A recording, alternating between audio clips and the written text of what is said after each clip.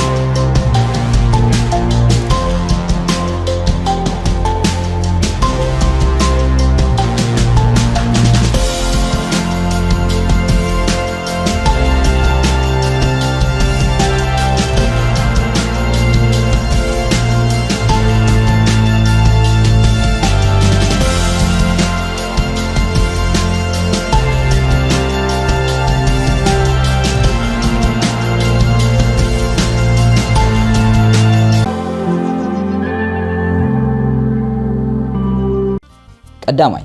ኣብ ሕዳር 1940 ሼኽ ኢብራሂም ዓሊ ሙኽታር ናይ መጀመርታ ሙፍቲ ናይ ኤርትራ ዝነበረ ብናይ ሽዑ ግዜ ገዛኢ ስርዓት ዝነበረ ወተሃደራዊ መንግስቲ ጣልያን ነቲ ናይ ሮሞዳን ጾም ዝስዕር ፋጥዋ ክእውጅ ሓተትዎ እዚ ድማ ቶም ምስ ጣልያን ኣስኪሮም ዝነበሩ ሙስሊም ኤርትራውያን ኣብቲ ጣልያን ትገብሮ ዝነበረት ናይ ምብራቕ ኣፍሪቃ ኩናት መታን ክዋግኡላ ብምባል እያ እንተኾነ ሼኽ ኢብራሂም ዓሊ ሙኽታር ነቲ ግበሮ ዝተባሃለ ኣዋጅ ክነጽጎ እዩ ተራዩ እዚ ድማ ኣብቲ ግዜቲ ማሕበራዊ ሃይማኖታውን ስምረት አንጻር ገዛእ ስርዓት ምንባሩ ይዘነጽር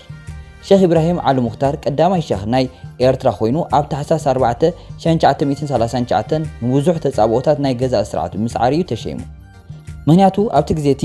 መንግስቲ ጣልያን ካብ ሊብያ ንኤርትራውያን ሙስሊም ዘመሓድር ሙፍቲ ከምጽእ ድሌት ነይርዎ እዩ እንተኾነ ህዝቢ ኤርትራ ኣብ ሃይማኖቱ ናይ ርእሱ ምምሕዳር ክህልዎ ጸቕጢ ስለ ዝገበረ እቲ ገዛእ ስርዓት ሓሳብ ልቡ ክሰምረሉ ኣይከኣለ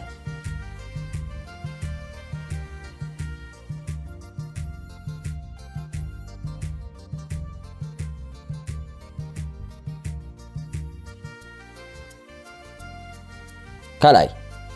ውግእ ተጎርባ መጋቢት 1964 ኣብ ታሪኽ ብረታዊ ቃልሲ ህዝቢ ኤርትራ ተቐዳሚት ውድብቲ ምስ ናይ ኢትዮጵያ ሰራዊት ተኻይደት ውግእ እያ ቅድሚ ኣብ ዝነበረ ግዜያት ዝካየድ ዝነበረ ንኣሽቱ ስርሒታት ምንባሩ ከም ውግእ ኣይግለጽን እዩ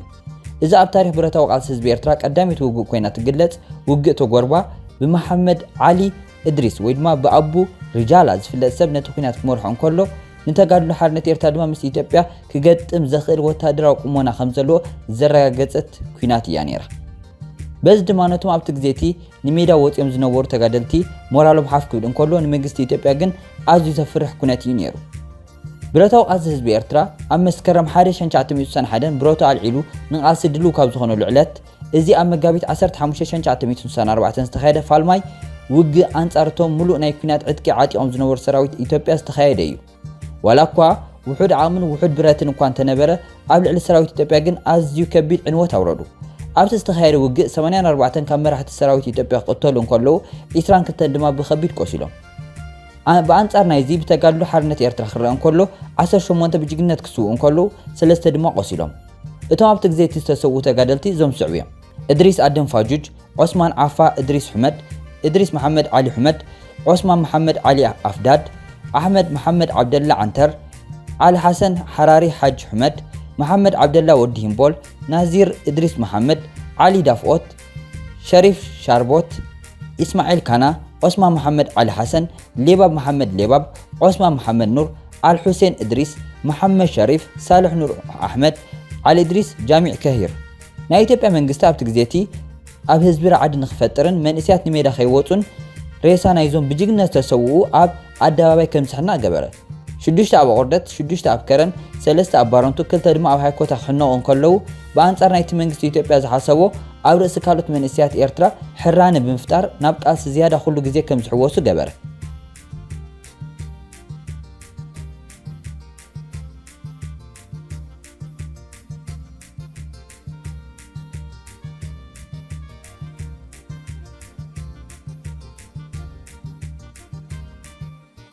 ሳልሳይ ሽርክነት ኤርትራን ሶማልን ካብ መሰረቱ ኣብታ ብዛዕባ ኤርትራን ባህራን ተጻሕፈት ቀዳሚት መጽሓፍ ፕሪፕለስ ኦፍ ዘ ኤርትራን ሲ ትብል መጽሓፍ ተጻሒፉ ከም ዘሎ መሰረት ክልቲአን ሃገራት ጽቡቕ ናይ ንግዲ ምትእስሳር ከም ዝነበረን ይገልጽ።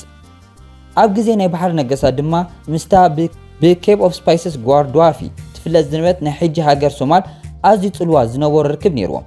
ድሕሪ ጥልያን ንኤርትራን ሶማልያን ምቁፅጻራ ኣብ መበል 19 ክፍለ ዘመን እቲ ኣብ መንጎ ዘን ክልተ ሃገራት ዝነበረ ርክብ መልክዕ ሓዘ። ኣብ 1950ታት ድማ ናይ ክልቲአን ሃገራት መጻኢ ዕድል ኣብ ሕቡራት ሃገራት ዘተ ተኻየደሉ። ንሶማልያ ኣብቲ ግዜቲ ናጽነታ ክወሃባ ክሰማምዑ ከለዉ ንኤርትራ ግን ንረብሓ ኣሜሪካ ብዝጥዕመ መንገዲ ምስ ኢትዮጵያ ብፌደሬሽን ከም ትቆረን ተወሰነ። ድሕሪ እቲ ፌደሬሽን ናብ ጎወጣ ምስ ተቐይረን ብረታዊ ቃልሲ ምስ ተጀመረን ሓደ ካብ መራሒ ናይ ተጋድሎ ሓርነት ኤርትራ ዝነበረ ኢድሪስ ኣድም ምስ ፕሬዚደንት ናይ ሶማል ኣብቲ ግዜቲ ዝነበረ ዶክተር ዓብዱል ራሽድ ዓሊ ሻርማርክ ብምርኻብ ንቃልሲ ኤርትራውያን ናጽነት ክድግፍ ድሕሪ ምእማን ፕሬዚደንት ሶማል ነበር ዶክተር ዓብዱል ሬድዮ ሶማል ተጠቂሞም ንቃልሲ ህዝቢ ኤርትራ ከቃልሑ ፍቃድ ሃበ። ብተወሳኺ መንእሰያት ኤርትራ ወታደራዊ ስልጠና ክብ ንኤርትራውያን ዝኾኑ ፓስፖርት ናይ ሶማል ክወቡን እቲ ዝነበረ ምንቅስቃስ ናይ ቃልሲ ናይ ኤርትራውያን ኣብ ሶማል ቤት ጽሕፈት ብምኽፋት ብዝያዳ ክሰርሕሉ ፍቃድ ሃበ። በዚ ድማ እቲ ተጀሚሩ ዝነበረ ብረታዊ ቃልሲ ኣብ ሶማል ብዝነበረ ቤት ጽሕፈቱ ብምጥቃም ምስ ቻይና ቀጥታዊ ርክብ ክገብር ኣኻሎ። የካቲት 1982 ኢትዮጵያ ሓያል ዝኾነ ወራር ኣብ ልዕሊ ናይ ሓርነት ኤርትራ ተቓለስቲ ክፍንዮ ኢላ ኣብ ተፈራርሓሉ ዝነበረት ግዜ መንግስቲ ሶማል ነቲ ብመንግስቲ ኢትዮጵያ ዝወርድ ዝነበረን ክወርድ ዝሕሰብን ዝነበረን ወራር ኢሰብኣዊ ብምባል ክኹንኖ እንከሎ ዳግማይ ዝኾነ ዓይነት ወራር ቅትለትን ኣብ ልዕሊ ተጋደልቲ ኤርትራ ንኸይወርድ ፀውዐ። ኣብቲ ግዜ እቲ ናይ ወፃኢ ሚኒስትር ናይ ሶማል ዝነበረ ቻር ዓብዱራሃን ጃማባረ ሰራዊት ኢትዮጵያ ናይ ሽዑ ወታደራዊ ሓይሊ ሓያላት ካብ ዝነበረ ሃገራት ማለት ኩባ፣ ሊብያን፣ ደቡብ የመንን ኣብ ኢትዮጵያ ኣብ ልዕሊ ህዝብን ተጋደልትን ኤርትራን ዝካየድ ዝነበረ ህድቂት ገዚፍ ሓገዝ ትረክብ ከም ዘላ ገሊጹ ነይሩ። ድሕሪ እዚ ዓብዪ ዕለት ናይ ሶማል ኤርትራ ናጽነታ ምስ ረኸበት ኣብ 1992 ኣብ ሶማል ኣብ ዝተኸስተ ውግእ ሓድሕድ ፕሬዚደንት ኢሳያስ ኣፈወርቂ ነቲ ናብ ኩናት ዘምርሑ ዘሎ ጠንቂ ኣብ ጣውላ ኮይኖም ክዛተይሉን ብዘይ ቅድመ ኩነት ኩናት ደው ንኽብልን መልእኽቱ ኣመሓላለፈ። ብተወሳኺ ክሳብ 1990 ዝበፅሑ ብሰንኪ እቲ ዝተኸስተ ዕግርግር ካብ ሶማል ዝተሰዱ ሶማላውያን ኣብ እምኩሉ ዝበሃል ቦታ ናይ ኤርትራ ከም ዝዕቀቡ ገበረት። ኣብ 2006 ኢትዮጵያ ንሶማል ኣብ ዝወረታ ግዜ ኤርትራ ካብቶም ቀዳሞት ንጸጥታን ርግኣትን ቀርኒ ኣፍሪቃ ዝርብሽ ወራር ብምባል ነቲ ወራር ወገዘቶን ኣብ ህዝቢ ሶማል ዝወርድ መጥቃዕቲ ድማ ደው መታን ንኽብል ኣብ ኢጋዝ ዝነበራ ተሳትፎ ብግዝያውነት ኣቋረፀት። ኣብ 23 ታሕሳስ 2009 ድማ ውድብ ሕብራት ሃገራት ኤርትራ ንእስላማውያን ኣሸበርቲ ኣብ ሶማል ዝርከቡ ተዕጥቃላ ብምባል ወገዛ። እንተኾነ ኣብ 2017 ውድብ ሕብራት ሃገራት ዝኾነ ጭብጢ ክረክብ ከም ዘይከኣለ ገለጸ። ሓምለ 30 2018 ነዚ ሱር ሰደደ ርክብ ኤርትራን ሶማልን ዝገልጽ ክልቲኣዊ ሕውነታዊ ዝምድናን ዘደልድል ስምምዕነት ኣብ ኣስመራ ኤርትራ ፈረማ። ኣብ ታህሳስ 13 2018 ድማ ፕሬዚደንት ኤርትራ ናይ መጀመርታ ታሪኻዊ ምብጻሕ ናብ ሶማል ኣካየደ።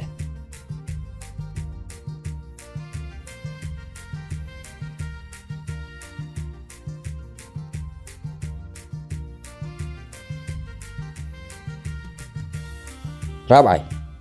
ድሕሪ ዛ ታሪኻዊት ናይ ቤን ኣሚር ወዲ ዝኾነ ስእሊ ዘሎ ዛንታ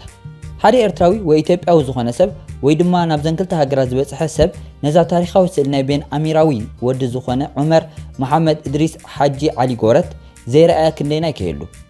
እዛ ስእሊ ኣብ 1965 ብጄምስ ፒ ብሌር ኣብ ተሰነይ ዝተወስደ ስእሊ ክትከውን እንከላ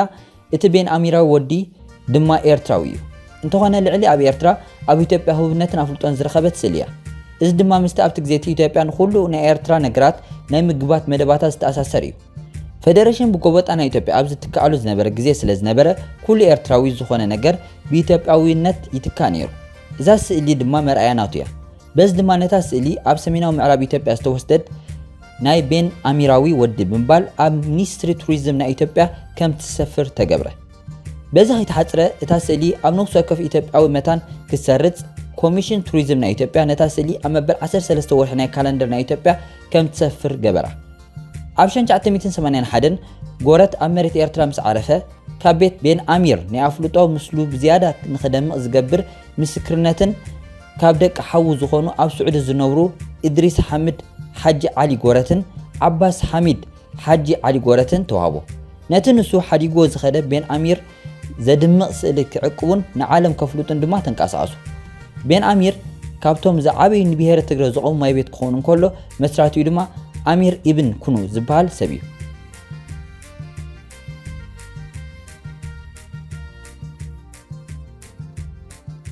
ሓምሻይ ታሪክ ናይታ ኣብ ኤርትራ ኤክስፖ ትርከብ ነፋሪት 7275Y BMW ከም ዝፍለጥ ኤክስፖ ንምዝንጋዕ ኣብ ትኸደሉ ብፍላይ ኣብ ግዜ ፌስቲቫል እዛ ነፋሪት ብዙሕ ኣቃልቦ እያ ትረክብ። እዛ ነፋሪት ንመንግስቲ ኤርትራ ዝተፈላለዩ ቀረባት ካብን ናብን ተምፅእን እትወስድን ዝነበረት ኮይና ኣብ ከምዚ ንጡፍና ኣገልግሎት እናሃለወትን ከላ ኣብ ግንቦት 1998 እቲ ፀጋማይ ጎና ብሓንቲ ናይ ነዳዲ ናይ ጽዕነት መኪና ተሃሪማ ንምዕረያ ኣብ ትፅቢትን ከላ ድማ ብናይ ኢትዮጵያ ወታደራዊ ነፋሪት ሚግ ኣብ ሰነ 1998 ኣብ ዝተኻየደ ሃንደበታዊ መጥቃዕቲ ኣብ ልዕሊ ኣስመራ መዕርፎ ነፈርቲ እቲ ኤሌክትሪካዊ ክፋል ናይታ ነፋሪት ስለተሃስየ ክዕረ ናብ ዘይክእል ደረጃ በፅሐ።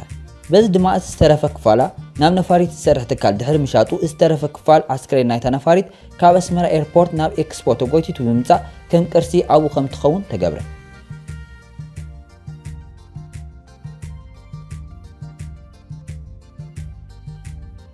ሞሽሽ እዛ ታሪኻዊ ስእሊ ንዕዘባ ዘለና ብ1975 ዝተወሰደት ክትከውን እንከላ ኤርትራውያን ብዛዕባ ናጽነት ኤርትራን መሰል ጸለምቲ ሰባት ክሕሎን ዝጽውዕ ሰላማዊ ሰልፊ ኣብ ኒውዮርክ እናካየዱ እንከለዉ ዝተወሰደት ስእሊ እያ። ኣብዛ ስእሊ ድማ ኣቦ ነቲ ኤርትራዊ ኣሜሪካዊ ራፐር ዝነበረ ኒብሲ ሃሰል ዝኾነ ዳዊት ኣስጎዶም ይርከብ። ካብ የማን ናይዛ ስእሊ ቀዳማይ ዘሎ ሰብ ኣቦ እቲ ንኤርትራን ጸለምትን ኣርኣያ ኮይኑ ጽልዋ ክሕድር ኣብ ጀመረሉ ግዜ ኣብ መጋቢት 31 2019 ዝተቐትለ ኤርሚያስ ዳዊት ኣስጎዶም እንተበልናኩም ከ እንታይ ምወልኩም? ርኢቶም ክሰምዕ ሕንጡያት ኣለና እናበልና ኣብ ቀጻሊ ኣብዛ መቃለ ሕሉፍ ትብል መደብ ክቐርበልኩም ትደልይዎ ታሪክ ኣሎ እንተኾይኑ ኣብ ቦታኹም ክትጽሕፉልና ንላዎ ክሳብ ብኻልእ ትሕዝቶ ንራኸብ ሰሰና እዩ።